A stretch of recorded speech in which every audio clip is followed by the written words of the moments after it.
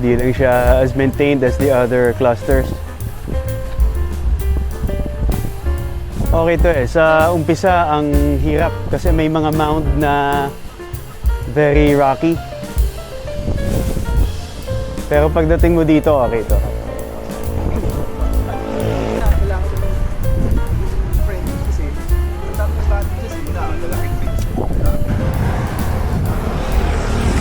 Ikakwento ako sa inyo. Ay, bago ko pala ikwento, we're trying out a new audio setting for the Insta360 Go 3S. Ito yung stereo setting. May tatlong settings to. Stereo, which is this one. Windproof. And ano isa? Directional. I don't know what it's called, pero ang directional, yung sagap niya na sound, harap lang. Okay. I've tried the two others before. Ngayon lang tayo magsa-stereo audio setting. And I'm hoping, please, sana maganda yung dating ko sa inyo. I've found the Go 3S to be problematic, sa totoo lang. I'm hoping this one's good. Okay, so ito yung kwento ko. It starts with a question. Question muna. Does your wife know how much your bike is? If you have multiple bikes, does your wife know how much your bikes are? Overall ba, meron ba siyang understanding of what goes into this cycling hobby? Okay, are you getting my drift? So, ito yung kwento. May nakakwentuhan ako sa bike shop. He admired my C64. And he told me about his friend na bumili ng bagong Colnago. I think it was a V4 RS. So, new Colnago. Nakasama nila yung wife nung new Colnago owner at some event, no? So, yung wife nandun. So, yung kwentuhan, napunta dun sa new bike nung guy, no? Tapos sabi ng wife, ang sabi ni Joe, ano lang daw tong bike na to, 60,000 lang daw. Hindi ako naniniwala sa kanyang 60,000 lang yung bike. Eh di tawanan yung mga friends ni Joe. Fake name lang to ha. And the wife goes on to say, alam ko namang hindi 60,000 yan eh. Feeling ko nga dyan, 200,000 pa yan. Ayaw lang yan sabihin. This is a Colnago V4 RS ah. So yung mga kaibigan, they stop laughing and because you know a V4 RS is way more than 200,000. No? At sa paningin ng wife sa pananaw ng wife, 200 is already very expensive. So yung mga kaibigan parang automatic sa kanila na hindi natin ibubuking yung brother natin. Because there's a code.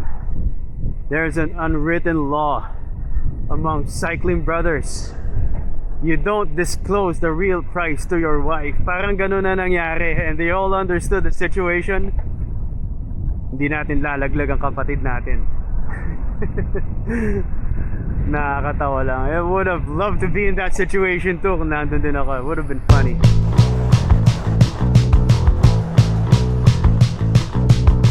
But here's my situation. Alam ng wife ko lahat eh. She knows how much my bikes are. She knows how much the parts are. Alam niya. Lahat naman ng bike ko, full disclosure yan.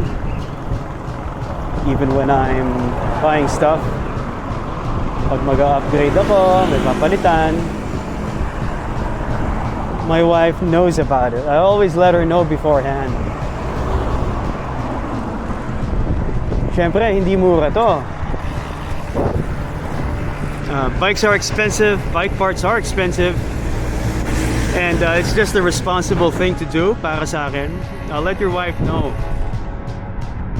Hindi lang naman ikaw ang nagbabudget para sa family, di ba? So, because it's expensive, she has to know. Papaalam muna ako. Not that I need to ask permission, because the answer will always be yes anyway. Ganon ang dynamic namin. But it's, I'm letting you know, I'm buying something. Can I buy it? You ask anyway. Because it's just healthier that way, diba? I have a question for you guys na hindi nagsasabi ng totoong presyo sa wife. Eto tanong, hindi ba naisip na baka tingnan din niya yung presyo sa internet? Or she may ask friends kung magkano. Tapos pag nalaman niya yung totoong presyo na price that you lied about, paano na yun? Eh di trouble, magkakagulo kayo ngayon. Or you do that kasi alam niyo naman hindi naman ganun ang ugali ni Mrs. Hindi naman tinitingnan. Don't shoot your own foot is what I wanted to say. Pag nag-research yan, ano na, di ba? Ito, may mga iba naman. Bibili ng bike pero ipaparada sa kaibigan. Ako, shout out sa mga kaibigan ko na ganyan. You know who you are. Taas kamay.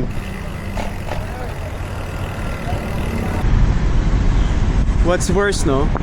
Yung hindi mo sinasabi yung totoong price or yung magparada ka ng bike sa ibang bahay. Parehong deception eh.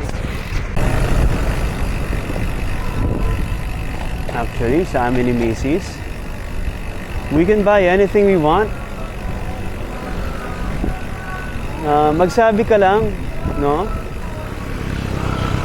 And I'm not saying na kung gustong bilhin, bilhin. Hindi na responsible. Hindi kami ganon. Hindi rin naman kami trigger happy. I just want to make that clear.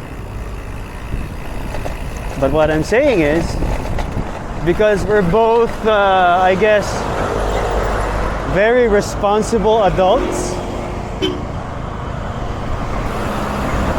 pag kami may ginusto, I guess you could say deserve namin. I hope you understand that. Like in my case, maingat ako sa gamit. Ang gamit ko tumatagal. And my wife knows this about me. So when I tell her that I'm gonna buy something na may presyo, alam niyang sulit, alam niya maaalagaan. Because she knows I have a way with things. So yung automatic na yes kapag may bibilin ako, you know, it comes with a history and the knowledge of how I am with things. Hindi rin kasi ako yung tipong bili lang ng bili unnecessarily. No? Hindi ako bibili ng mga walang kwentang bagay. Hindi ako bibili ng mumurahin, ng mga madadaling masira. And because my wife knows that about me, pag may sinabi nga akong bibilin, alam niyang it's gonna be put to good use at tatagal talaga. She knows it's gonna be a sensible buy pag ako may bibilin. And because she affords me this, you know, this trust, and lenient siya sa akin sa ganito, I don't ever find the need to lie to her about prices. Lalong hindi ko itatago na may binili ako. And for you cyclists who keep the prices, the actual price from your wife, naintindihan ko kayo. Hindi naman kasi mahirap. I mean, hindi mahirap. Hindi madaling maintindihan at hindi madaling i-justify ang presyo ng bisikleta. Kasi at the end of the day, bisikleta lang naman talaga yan. Pero bakit ang mahal? How do you explain that? How do you explain that a carbon frame set costs more than a second-hand car? How will you justify a 1 million peso bike to your wife? May mga wife na naiintindihan yan. Marami. Okay? What I'm saying is, wag na rin tayo magulat na may mga wife na hindi talaga i-approve ang 1 million peso bike. Let's go back to the story. Colnago, 60,000 daw, sabi ng lalaki. Nagduda yung misis, iniisip 200,000 pa.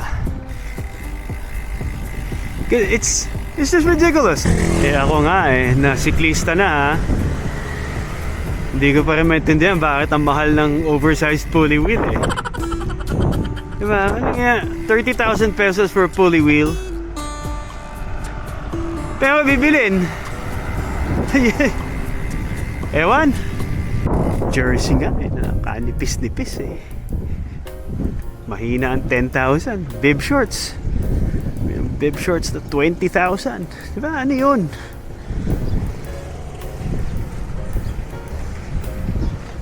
Nahirapan na tayo mag-explain minsan eh. Kami nagtatago talaga eh. Hindi ko sinasabing tama yun. Wag ganun.